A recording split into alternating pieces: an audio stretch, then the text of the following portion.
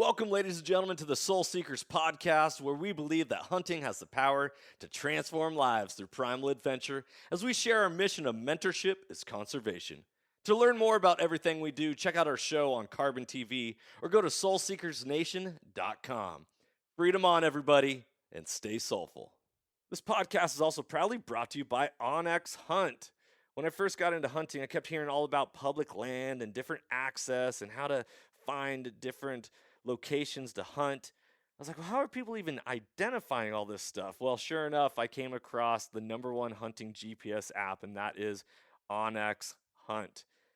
If you guys want to get better at hunting and go deeper into your scouting, Onyx Hunt is the #1 GPS app for that. Join the millions of hunters who trust Onyx Hunt to find more game, discover new access, and hunt smarter. It was a game changer for me, and I know it's going to be a game changer for you if you've never used it. If you have used it, you know the power that it holds.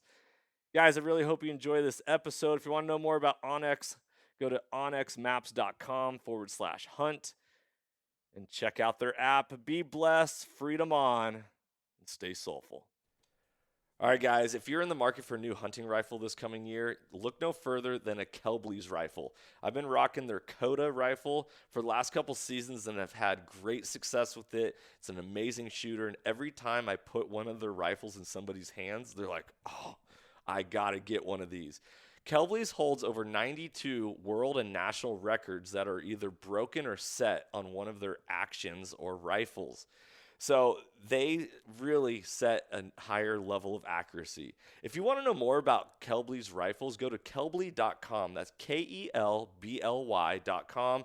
Tell them Johnny Mac sent you with Soul Seekers, and go enjoy shooting that much more in this coming hunting season. Be blessed, everybody. Go check out Kelbly Rifles.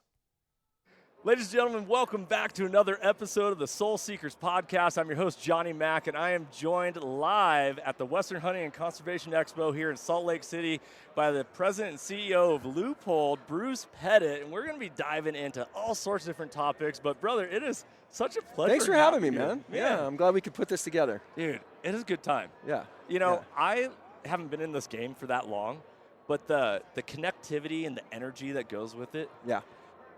It's phenomenal. Like, talk about stoking a fire and just letting it burn and get that energy going. So how's the show season been for you? It's been good. You know, I mean, we're just so lucky. I mean, our brand is I got a great team of people and passionate about hunting and shooting and, you know, the outdoors. And so they do a great job. And we hit pretty much all the major shows, you know, consumer trade shows and SHOT Show and goes on down the line.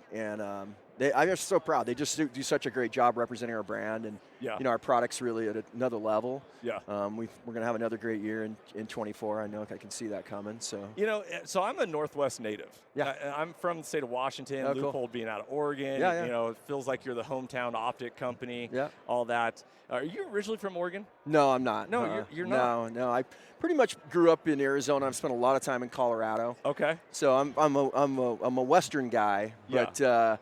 No, I moved to Oregon about 10 years ago. Yeah. So, yeah. It's an interesting state to live in.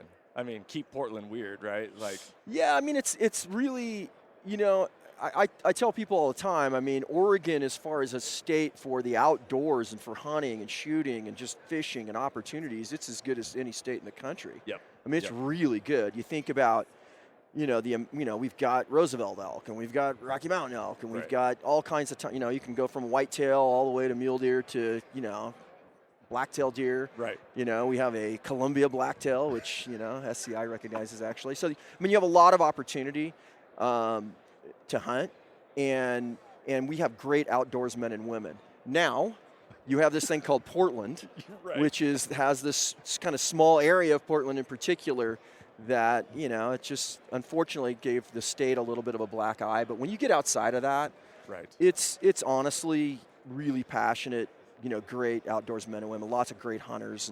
And so for us as a company, I mean, I get all of them. They all work for me. Yeah, there you go. You know, they're all at our place. Yeah. So if you're, you know, we've got, I take our team against any team in the industry in terms of being able to go out and get it done. You know, our sales, marketing, product people, they're all passionate about what we do. Yeah, So I love it. So my mom's originally from California. Uh-huh. She, transplanted up to Washington. We always joke about how anyone who ever lives in Oregon is just from California but too lazy to make it all the way to Washington. That's why the speed limit's 55 or 65. Oh, Like, yeah, come yeah. on, man, get it up to 70. Like, Yeah.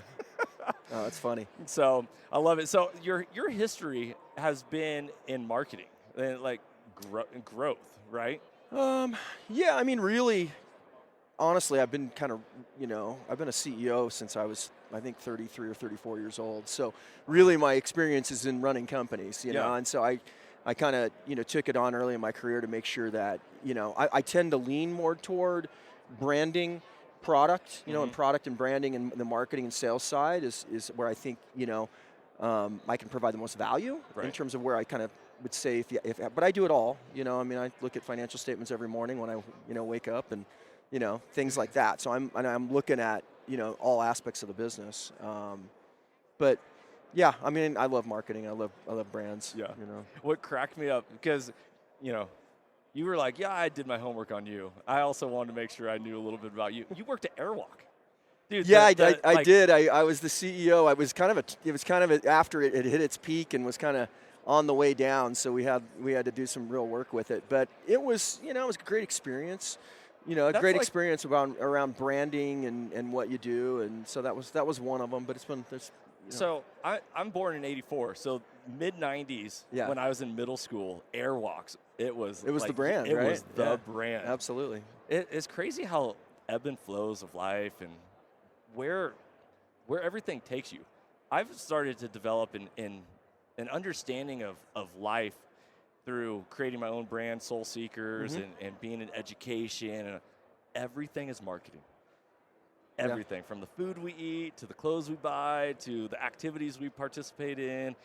Everything really boils down to marketing, and especially in such an AI, artificial intelligence-driven world these days, to be returning back to the root of humanity is like it keeps us grounded. Yeah. What do you ever like get caught up in that? Well, I mean, I think marketing is a really key piece to it. What I would say is, as it comes to brands and building brands, making something sustainable and not just in and out. There are brands who reach, Airwalk's a good example, actually, of a brand that was insanely popular at one time. I mean, off the charts, and then became, really almost irrelevant. Right. And so, you got to really make sure that, when that's what I love about Loophole. We're a brand right now that we have a lot of demand, but it's performance based. And we've been, I think, really true to who our consumer is.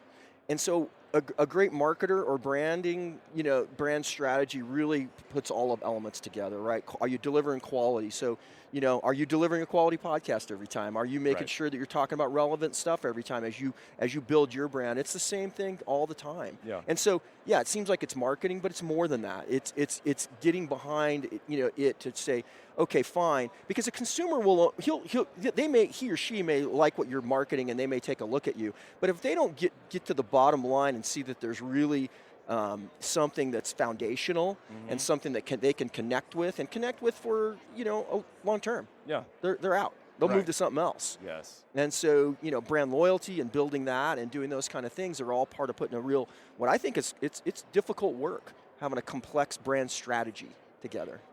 Yeah. So, your background, you just love marketing, or like where did that foundation come from? For me, I had some really great experiences when I was younger. I got in the sporting goods business. I've always been in this business pretty much. And I've worked in the field in sales and marketing, and so I got a lot of experience with different brands as kind of an independent sales agent, and owned a company pretty young with a partner of mine.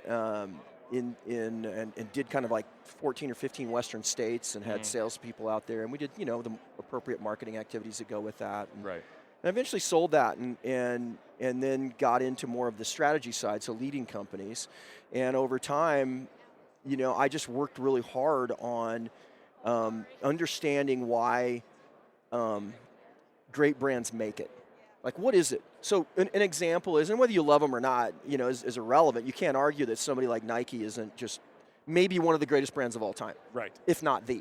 World renowned. Yeah. Like, and what I would say about them is when I first got in the sporting goods industry, there was 3 brands. You were actually just getting born, but but true. Actually, that's true.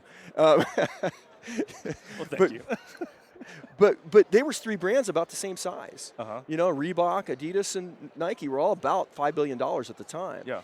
And I've watched over my career a company like that who just, think about Just Do It and how long that has just resonated with consumers. And it wasn't just because it's a good tagline. It's because they lived it. Yeah. They lived it. Yeah. They put performance in their product. They always marketed that ability for an athlete to go to a next level. And I've always kind of studied what I think are great brands and what did they do, what made it, and what's the substance behind that. Right. Because it's always substance over hype. It's always substance over hype for the long run. Yeah. And if you look at the brands that have been able to provide substance, and again, that's what I love about our brand, is it's just, I think we do that better than anyone. I think we have real substance. Yeah. And we can convey that in a be relentless kind of way to our consumer, which inspires them to go do things that are hard. Yeah. What we do in the outdoors can sometimes get really hard. Dude, it is hard. Yeah. But that's where growth happens, right? Yeah. In the uncomfortable situations in life. Yeah. Oh man, I love it. What's your history of hunting? Like, did you have a father or an uncle or a grandpa? Like, were they hunters? Yeah, my grandpa was the first one that took me hunting. So I went quail hunting in Oklahoma. It was the first time I ever really went on a hunt, and I was hooked. I tell this story a lot, but I don't know if I shot the quail or he did, to be honest. Right. He Happens said a I lot with did. bird hunting. He said I did, and I've pulled that trick a few times now over time. My kids would laugh about that. But he had Brittany Spaniels. They were pointing the bird. Okay. I watched it happen. The bird got up. The whole thing was just like so cool. Yeah. And I thought, you know what, man, I love this. This is something I'm going to do forever. Yeah. And so, my dad hunted a little bit, but my family is really ardent hunters. I've got, one of my cousins is a full-time outfitter in New Mexico. So, my mom's side of the family hunted a ton. My dad's side of the family, I had an uncle in Payson, Arizona. His whole family's, they're ardent hunters. And so we just, I've always kind of been around it. But I was an athlete in high school, and so I didn't get as many chances to hunt then because I was pretty kind of, Yes. a lot of guys experience the same thing. And even with my kids, we were, because when you get to a certain level, you can't say, hey, coach, I'm going to miss a game this weekend. Right. It doesn't work that way. Right. And so, it Yep. really, after my kids got a little bit older, and I was able to kind of, I hunted all the way through, and I've been to Africa a number of times. I took one of my boys there when I think he was 15, my oldest, and we had an incredible time there. And so I've just done it when I could. And now, I get to do it a lot more. Yeah. And I love it. But I've always been around it, and So I love all aspects of it. So you were an athlete. Yeah. So football guy. Football and basketball. Okay. Yeah. Fall being dedicated to sports is hard. It's tough. That is my story. Yeah. So my father didn't hunt. Didn't have grandparents that hunted, any of that. But I had this call upon my soul. I was like, dude, something in there. Like, whether it's reading the book, It's in there. Hatchet, dude. It's in there. Yeah, It's you nailed it. primal. That's it. Yeah. And so, but it wasn't until I turned 30 years old, I met my wife, and I realized I'm living someone else's life. Yeah. My father is a state of Washington Hall of Fame football coach. Oh, wow. I got into Cool. education. I played college football, different Yeah. things. But, either someday the game leaves you or you leave the game, right? Yeah, It doesn't right. last forever. Right. So I was like, dude, I grew up Red Ryder BB gun. You're going to shoot your eye out, set up all my Legos and G.I. Joes and just blasting away. And pretending to be a cowboy out on the range in the rainy Pacific Northwest, if it rained, I didn't have a rain jacket, I'm going to go tough it out, and I'm going to be gritty, and I'm going to, that was, always in there. Mm-hmm. But it wasn't until I made the conscious and courageous decision to be like, no, I'm going to live my life and do what I want. Because I was my father's legacy. I was his defensive coordinator. I was going to take over the football program. I taught at the school that he taught at. Wow. Which is cool, but that's not what I wanted. And Yeah. so when I made the choice to hunt, my life got transformed. Yeah, that's a really cool story. And that's where I was like, man, there's got to be more people like me out there. Yeah. There's got to be fathers, parents, adults, because everyone, pushes, hey, take a kid fishing, take a kid hunting. Yeah. Well, what about the fathers out there that are sick of the 9-to-5 grind and the cubicle life, and they want to reconnect with nature and renew their souls and dive deeper? So that's where this mission of mentorship as conservation came up. Yeah. And I'm like, all right, if you build it, they will come. Let's start doing community events. I was a DJ and a coach, so getting on a microphone and talking to crowds was nothing new. Yeah. It was like, let's bring people together, right? Nothing brings people together closer than sharing food. Yeah. Right? Like, hey, Yeah. let's go get a drink, let's get food, let's talk, let's sit down, let's be real. And in a digital world, I want to get back to analog. Yeah. I want to return to the roots of humanity, and that's how hunting impacted me so much. But going through that journey, especially when you don't have a mentor, you don't have a grandpa, you don't have these people to say, hey, you're going to want to do this. Because it's a life skill. Yeah. Right? Like being able to procure your own food is a powerful statement. You live in the Northwest, Les Schwab. The biggest sell of the year is when they give beef away. Yeah. You teach a man to fish, feed him for a lifetime. Yeah. So that's like how hunting is so powerful for me. For people that were raised in the hunting culture, did you ever have that giant aha moment of like, okay, this is the real deal?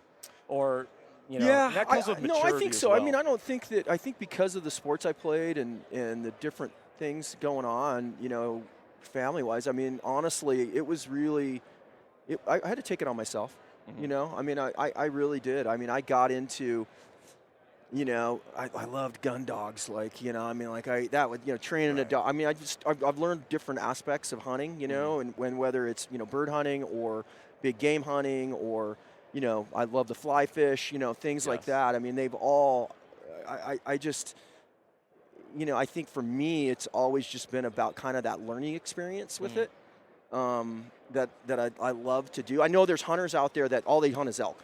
Right. And they're great at it, and that's what they do, and I respect that. I think that's incredible, and I think having a passion for a species, and that's what you want to do, is fantastic. For me, I mean, I kind of like to do it all. You know, I like to really okay, if we're gonna, because if you and I are bird hunting together, I'm gonna tell you that's gonna be my favorite hunt. Okay. And then when we go elk hunting together, I'm gonna tell you that's my favorite hunt.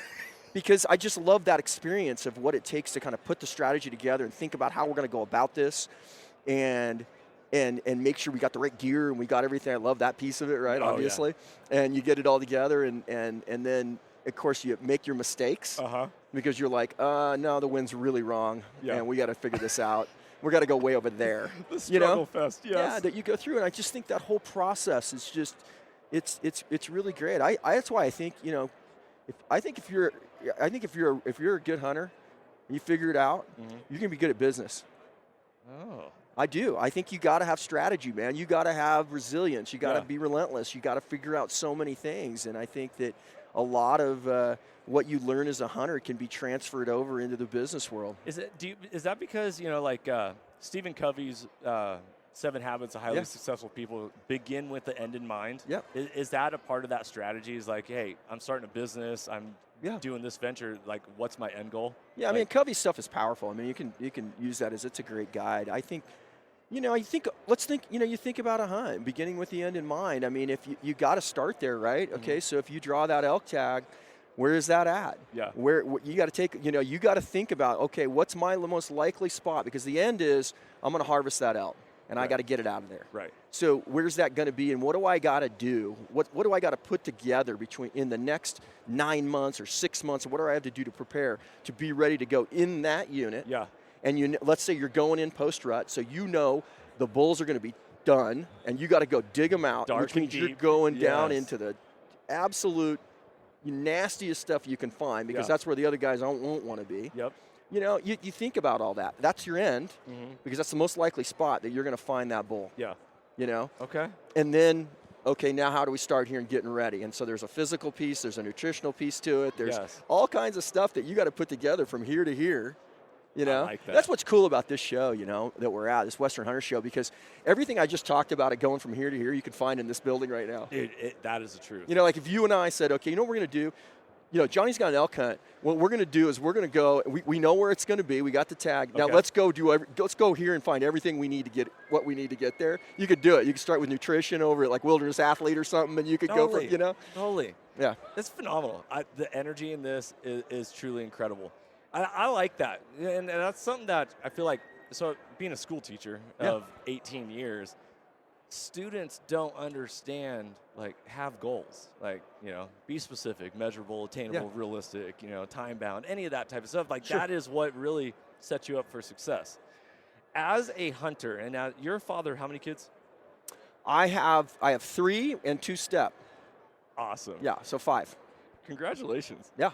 I'm a father of 3, 9, 7, and 4. Yeah, great. That's it's perfect. Great ages. Wild household. Yeah, I bet. One of the biggest struggles that Are they like you? Yes. Yeah, I want to be their hero. Yeah, we should do a podcast with your wife. Yes. Yes. How do you handle this? Dude, I podcast with her every now and then to like touch base and show the growth. Yeah, that's awesome. That is definitely an important topic. Because hunting is such a selfish topic or selfish activity, right? Yeah. We go for ourselves. Like we talked about, it's internal. There's that drive. Yet it's also something that is for everyone. Everyone gets to reap the benefit when you're in that community of a hunter. Yeah. Being a father and wanting to, you know, especially for me, getting into it late, I'm like, dude, I want to hunt. I want to hunt. I want to get better. I want to have these journeys. I'm late to the game. I don't have that many points in these states. Like, you know, whatever it is. And I want to make sure I get my kids involved. Yeah. What age did you start passing it on to your children, and how did you go about that integration? I mean, they followed me around a lot. I mean, all 3 of them. So I had my 2 boys and a girl, and they're all, of course, grown adults now. But they oh man, they were out in the field. I got pictures of them yay high. I can't even remember the ages, but they would go to sit in a duck blind with me because that was easy for them to do, and they loved being with the dog. And so even my daughter, who's not a hunter today. Mm-hmm. She would go because she loves dogs. Right. So she'd be there with me. But they'd follow me around regardless of what the hunt was until they could start hunting, you know. And you know, for us, a lot of, you know, it was good as a, you know, for those kids to do bird hunting because they could all participate. You know, if you get a deer tag, one's up, and that's fine. And we certainly did that. But they did all get involved in kind of bird hunting and that spirit of that. That was fun. I like that. Really young, I took a South Dakota pheasant trip with my oldest boy, and I actually went up to Alaska with my middle son Houston, and my older son's named Colin, and we went up and hunted ptarmigan up there. Cool. And did some cool things like that. Yeah. So he got to participate in that. You know, it wasn't like we were going on this just gnarly. Right, like we're going into the wilderness. Yeah, like I mean, we got him out where he was in a good spot, and he was young. He was probably 8 years old, 9 years old. Yeah. Something like that. Do they maybe. talk fondly of that? Yeah. Yeah, they love those experiences. What do you remember a moment as a father on a hunt? Like you mentioned those 2 specific hunts right there, but they were like, Dad, this is incredible. I'm ready for more. Yeah, they were always kind of ready. It's funny, you know, it's just like all of us, they have things that they tend to gravitate to. You know, I don't remember one specific moment. I do remember, you know, I was fortunate enough to be able to take my son on, it was pretty inexpensive how we did it, but my oldest boy to Africa when he was like 15. And I think I think he'd tell you today that was kind of a life-changing thing for him. Yeah. You know, because he just got over there and got to see so much game and got to hunt and participate. And we traveled around. We didn't go to a lodge. We actually went with this guy who was a former game warden over there. Okay. I forget what they call him, but he worked for the government, and then he didn't have that job anymore.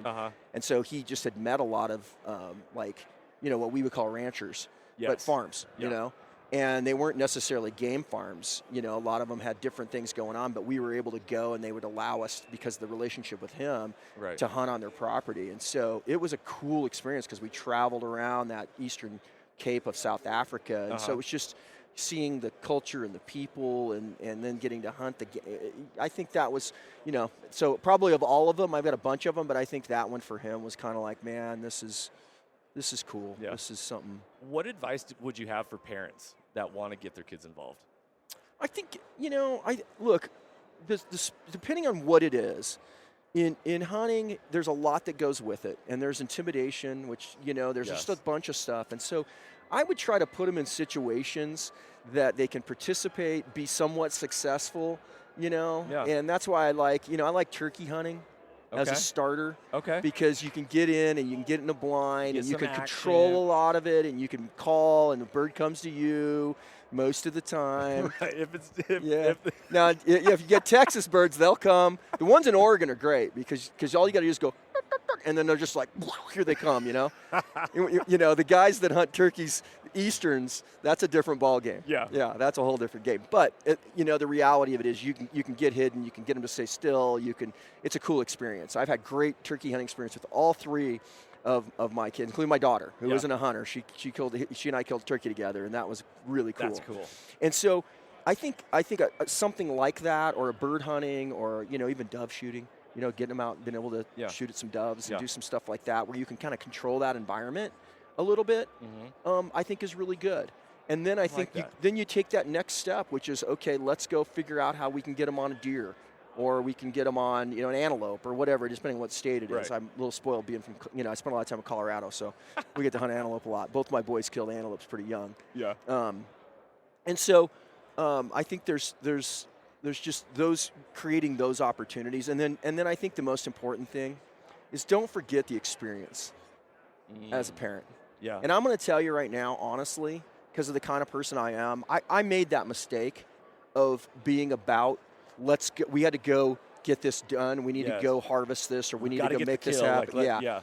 And honestly, looking back now, I would do it differently. Really? Yeah, I would focus more on just making sure that experience overall, the whole holistic thing about a hunt, was more enjoyable than let's go do it. Because I kind of tend to be, you can probably, I'm kind of type A, you can probably tell. Right. And, I want to go get it done and make it happen and put a, W in the right. You know the deal. You want to be relentless. Yeah. And so, I think just for kids early on, if you can make that a cool experience, think about what you're going to cook and get them involved in that. We used to make these, I don't know about you, but, I like shooting ducks. Yeah. I don't like eating them. Not as much. Yeah. Let me be honest. But you can make that old duck appetizer where you put bacon and cream cheese and where you taste that much. Else that much. But you make a ton of it. One duck goes a long way. And that experience, my kids would love that, right? Cooking that and it tastes great. Yeah. And, just these. What are these different experiences that you can put? That's what I think. Yeah. I like that. I was actually going to ask you, what would you have done differently? But you already answered it. That's powerful. Yeah. You know what? When you're younger, you just forget stuff. You don't know. You just don't know. You don't know. And I think that particularly people that are coming into hunting, maybe haven't hunted a ton or had the opportunity until they got a little bit older, the maturation of a hunter and being able to just don't forget the experience of the whole thing, because it's just special. Right. Being in the outdoors with your kids. Yeah. Come on. That's awesome. So I'm anti digital as much as possible with my kids. Good. I was like, you're getting bikes. I just bought my kids new bikes because they outgrew them, and they're out riding. And every day it's I don't care if it's raining or it's cold or whatever. Get outside. Good for you, Go. man. My oldest boy, I was complaining to him. They were getting loud and rowdy in the house. I'm like, go outside. Go climb a tree. And they're like, Dad, we don't have any trees big enough to climb. And I was like, all right, that's fine. So when I moved to Texas, and we showed up, because I bought my house in my location without it ever being there. I was like, going. So we showed up, and there was a tree in the backyard. And they're like, Dad, there's a tree that we can climb. And I'm like, yes. So that's great. Now we're talking about building forts. And I was like, got to wait till he gets a little bigger and handle that. But you're right. Having those experiences and not being so tunnel focused, it's a balance. Yeah.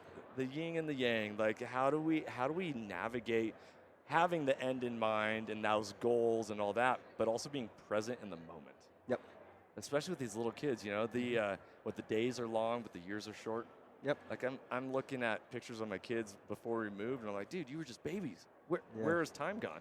And the thing is, man, you're going to look up again in a few years, and you're going to go, I can't believe how fast that went. Yeah. You do.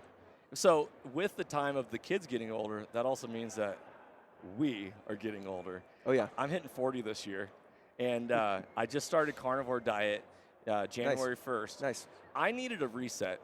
I'm a big proponent of if you can't lead yourself, you can't lead others, right? Like, That's right. Like you have to have own personal excellence before you can, go make impacts in other people's lives. When you ride an airplane, they say put your own oxygen mask on before you, That's right. do it for others. So it was time for me to sharpen myself, and having accountability in diet was one of those things. So I went to carnivore, and 100 burpees a day.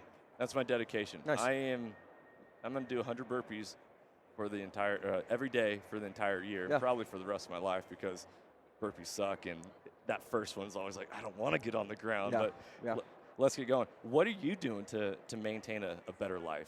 I was going to talk about carnivore. It's cool you're doing that. So my middle son is doing that. He's not 40. He's a little younger than you, but he's gotten great results. He's been doing it for the last couple months, and he's lost weight. He was a football player, and he can carry weight. He's a big kid, and he's just feeling incredible. Yeah. And I had kind of talked to him. He'd known about it a little bit, but Chad Mendez is one of our athletes at Loophole, and Chad and I hunted together last fall. Cool. And he's a carnivore guy. Oh, yeah. Well, he does it kind of mixed. He's got zero body fat, so he probably needs a few more carbs. That guy, he's incredibly in shape, but Chad's a really smart guy, and I listened to him a lot about his diet and how he was doing that. So it's cool you're doing that, because I think there's a lot of benefits and a lot of good information coming out about that. Yeah, it's phenomenal for them to say eat as much as you want, like eat until you're full. Yeah. Every other diet is like count this, count that, all this. So but getting those processed sugars out and those complex carbs, and you're going to see great results, I think. The best result that I've gotten, besides I've gotten back down to my marriage weight, the weight in which I was when I got married to my wife and all that, is I am sleeping better than I ever have in my entire life. That's great. And good for you. I didn't realize how poor of sleep I was getting. Yeah. So I don't know. That's like. Yeah. No, I'm. I don't mind to say I'm in a month from now I'm going to turn 59. Woo! Yeah. There you go. So I'm getting there. So I just.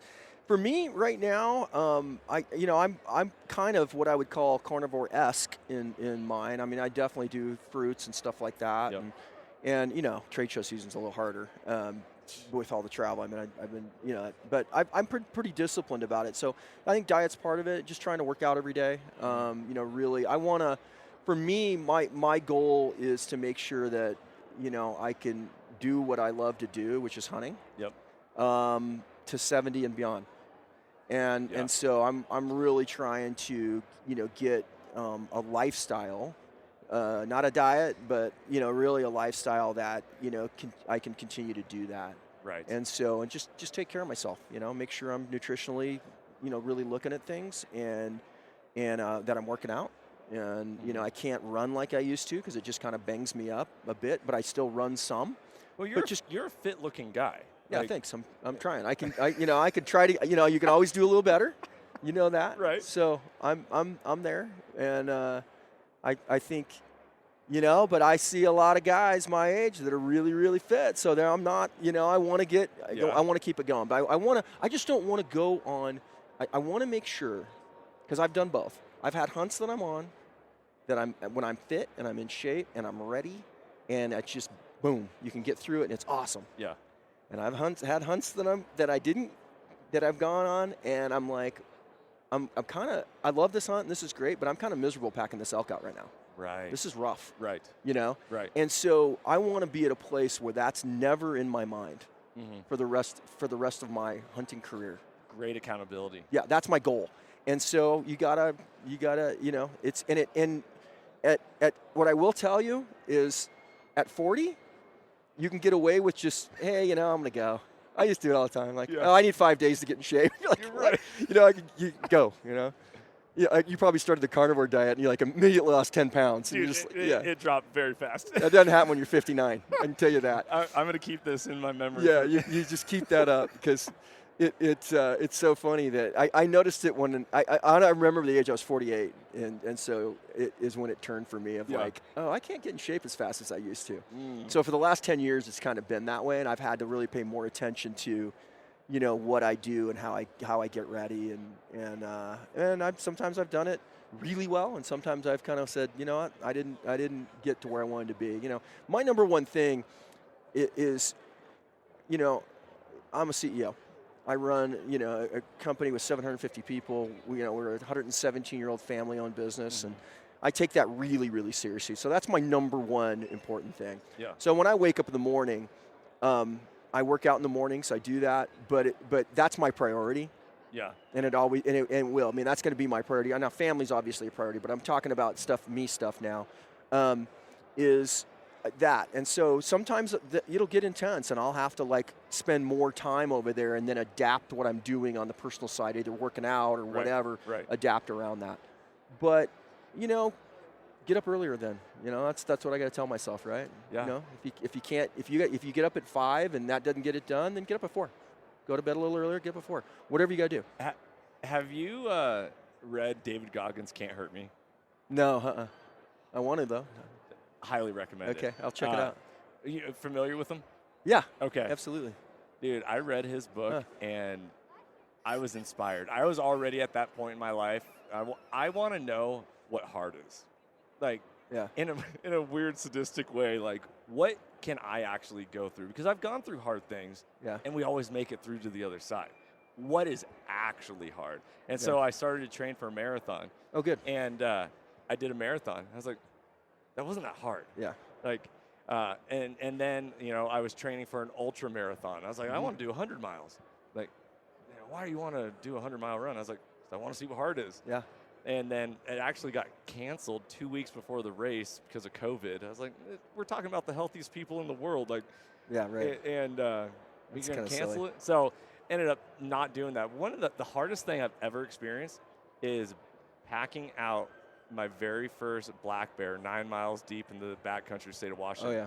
The hardest thing I've ever done. Yeah. That was what hard was. Yeah, it's, that's an interesting thing. And I think actually I would probably change how I have trained over time if I knew what I knew today. And I would do a lot more with weight on my back. Rucking or whatever. For a long time, I would just get up and go run 10 miles or run 8 miles or whatever it was. Right. And it's pretty hard on your body. It's harder to do that a little later. Look, I know there's Cam, and Cam can run for, he's a different animal. But I think that I do have running. I do run some. I don't ever want to not do that because I like it a lot. Yeah. But I will tell you, it's way better for you if you're putting just weight on your back and hiking and going. Yeah. And I'm talking about going. You're not just, casually walking around, but really rucking and setting a goal, and here's I'm going to cover 5 miles or 10 miles or whatever it is. I think that's something that's just it's just critical. I think that's it. There's a book called The Comfort Crisis. You may have heard of that. I have heard of it. Yeah, I read that. And he talks I can't remember the author's name off the top of my head, but he talks a lot about that, about just these kind of primal things like just putting weight. What we did a long time ago, put weight on your back. Yeah. And go. Yeah. And so I think that's a great way to prepare, because even when you're fit, but you haven't had that weight on your back like that, and it's different muscles that different things fire. Yeah.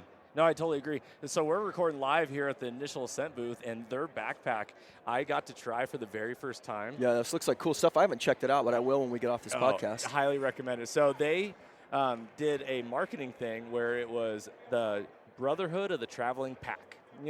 That's cool. Sisterhood of the Traveling Pants. Yeah. And And what happened was they sent a pack, and that pack traveled around. Well, I had it for the second time, and I don't want to throw brands under the bus, but I had a pack that I hated. It did not feel good on me. Yeah. And I packed out an animal with one of theirs, and I was like, dude, I'm sold. Yeah. Anyways, the point is that when you have gear that does the job and makes it easier, even though you're under duress of that, it's just everything else is okay, I can do this. Well, that's the beauty of where hunting's gone today. is it went from, what people probably didn't even consider a sport, Right. Right. To it, truly when you think of it, the optionality that we have in terms of gear and everything now as hunters, it's better than anything out there. I mean, for anything, it's just we really, there's great companies making great product, like what these guys are doing that is highly technical and get you, so it's a pretty cool thing to be a hunter today and all the options that we have. I love that the growth in the sport has happened, and it's a cool thing to see. Yeah. What has hunting done for you? Like that's something that, like, if we get to encourage people, like, what's your legacy that you want to share as far as, like, if someone's listening to this podcast today and they're like, okay, I'm not a hunter, I want to know, what has it done for you, and why is it so important for other people to get involved? Wow, Johnny, that's a big question. I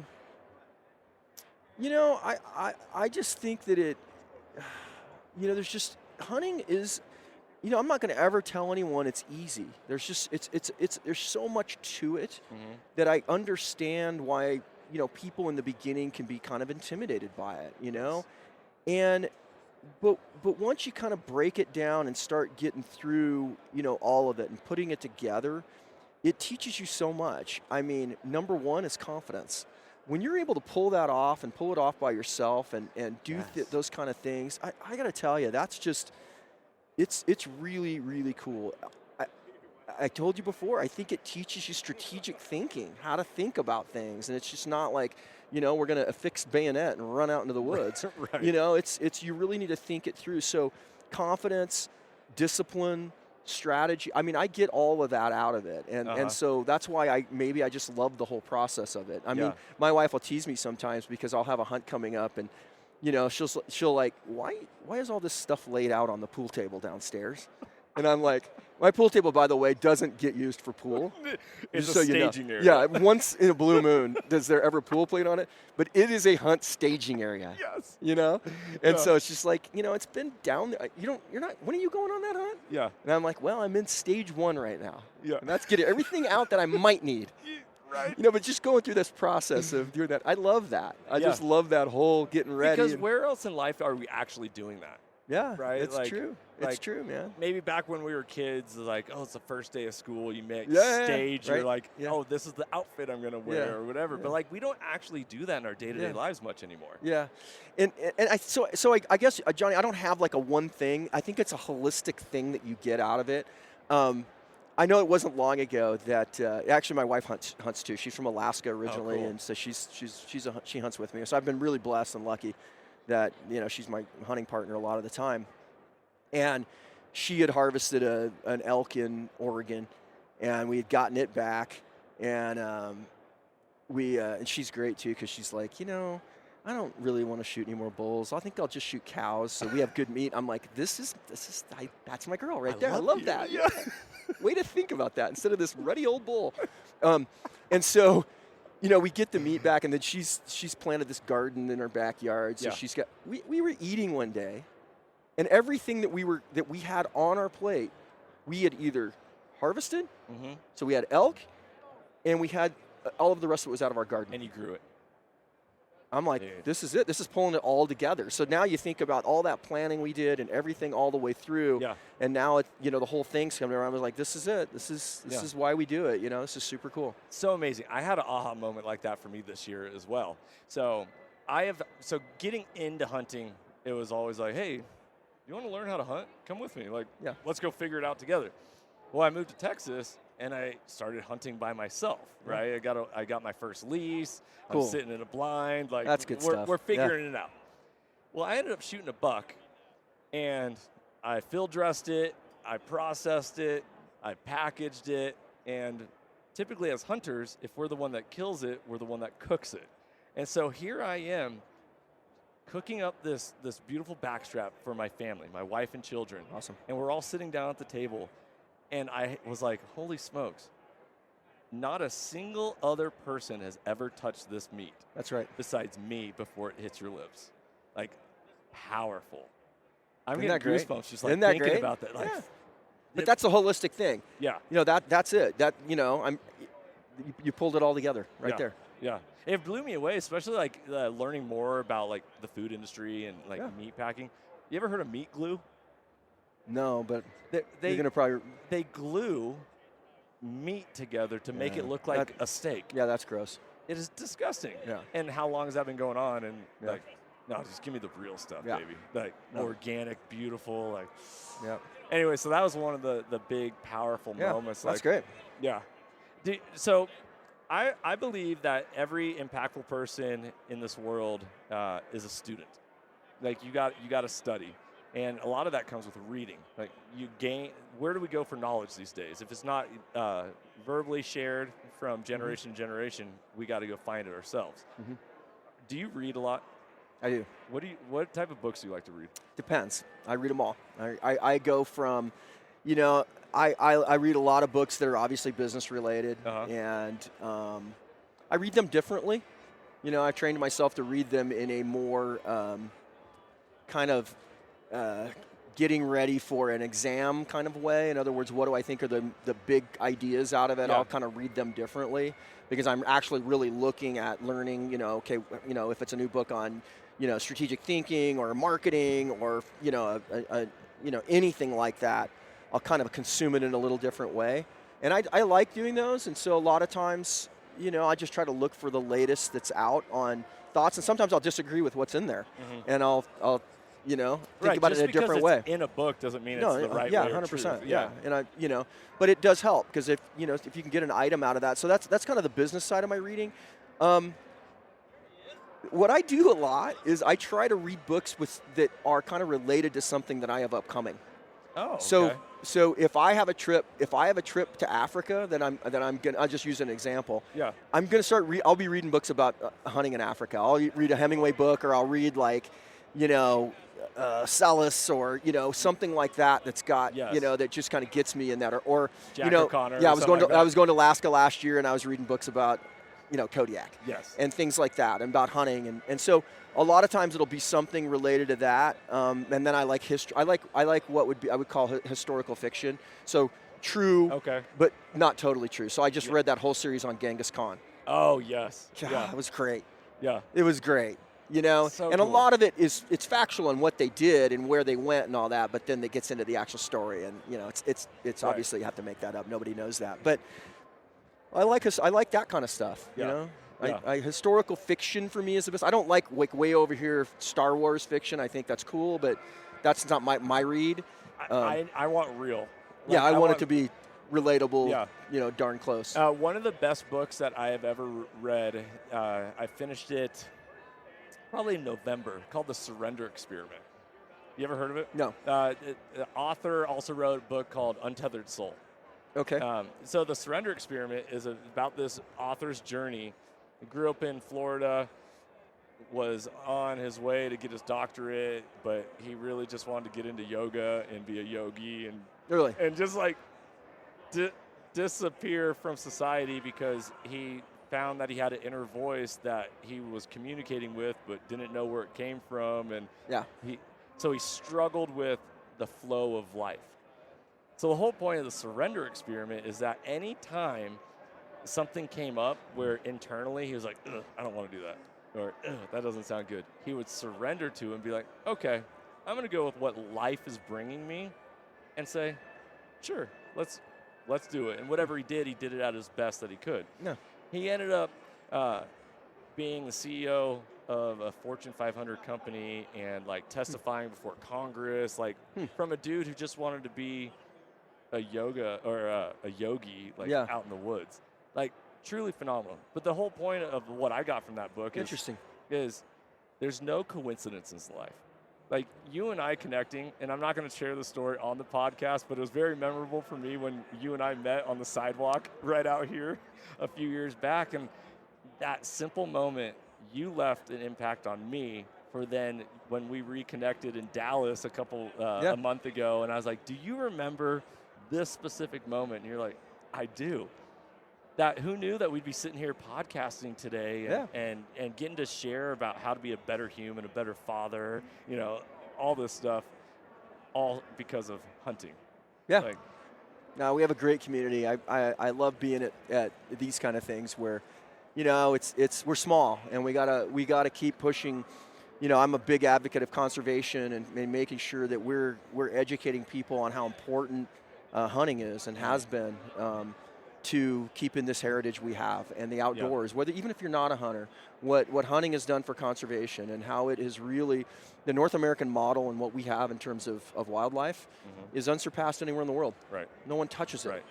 And it has to do with what Theodore Roosevelt set up and George Bird Grinnell and all these folks that, Pittman-Robertson Act and the things that have happened to allow this. And so I love our community, and we got to stick together as hunters. Yes. And we got to continue to support organizations like this one, which is the Mule Deer Foundation that puts on this show, for example. Yep.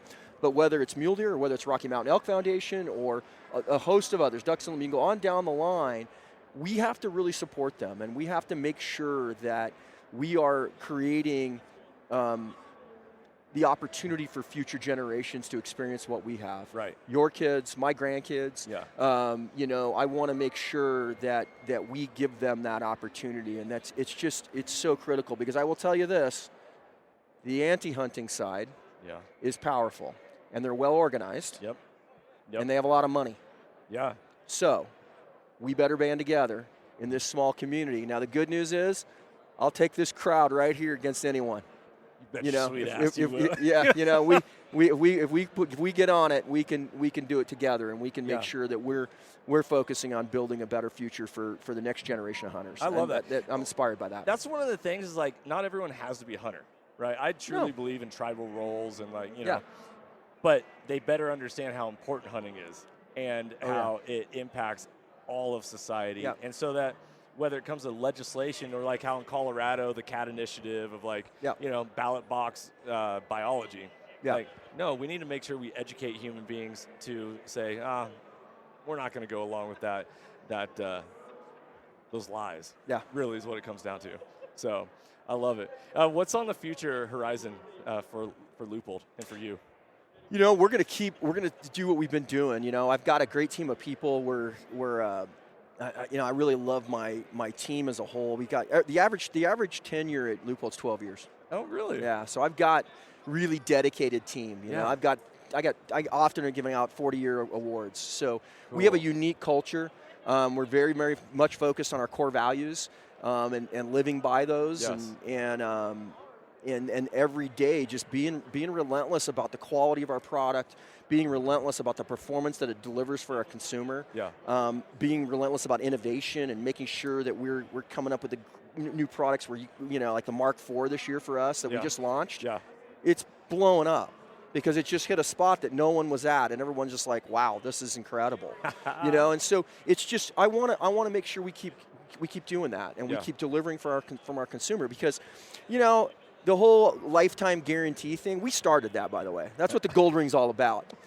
But the difference is, I don't want to have to replace your scope, because when you get that elk tag or you're hunting that bear back there, your scope better work. Yes. So I want to guarantee performance. Yes. And I want to make sure that when you're in a tough spot, our product works. Right. And our team is just absolutely relentless about making sure that happens. What the movie Tommy Boy? Are you familiar with Chris Farley? I haven't seen it in a long time, but you're probably going to. I'm not good at the old movie quotes. You're going to get me on this. I could take a dump in a box and mark it guaranteed, but that's not going to do anything for you. That's exactly right. Like, we can lifetime warranty whatever you want, but you want it to just work from the get-go. It's got to perform. And our product team's really good about that now, because, we talk about it a lot. Our vision is to be the dominant performance optics company. And when they bring product in and here's a new product idea, here's where we're going, I'm like, is that going to dominate the market? Is that going to be dominant? Is that consumer going to get this and go, damn, I got to have that? Yes. Yes. And that's how we really think about it, whether it's a piece of apparel that we're doing or anything else that's in our line.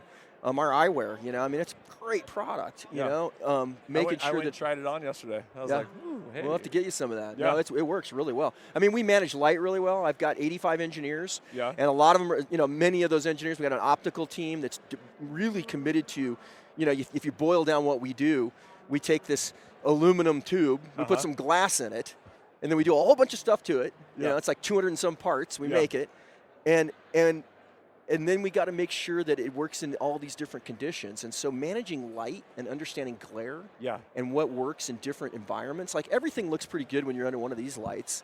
It's easy in the show to sit here and look through it. Go look through it in the first 10 minutes of the day or the last 10 minutes of the day. And take a loophole out against anyone. We destroy them. I will tell you, I was not running a loophole this year on a hunt. That's a big mistake. My first mistake. Come on, man. I'm already kicking myself. I lost. I didn't lose an animal because I never had the opportunity to shoot it. Yeah. I spotted it at 300 yards, last light, binocular, all this stuff. Got on my rifle, couldn't find it. I was like, yeah, you gotta.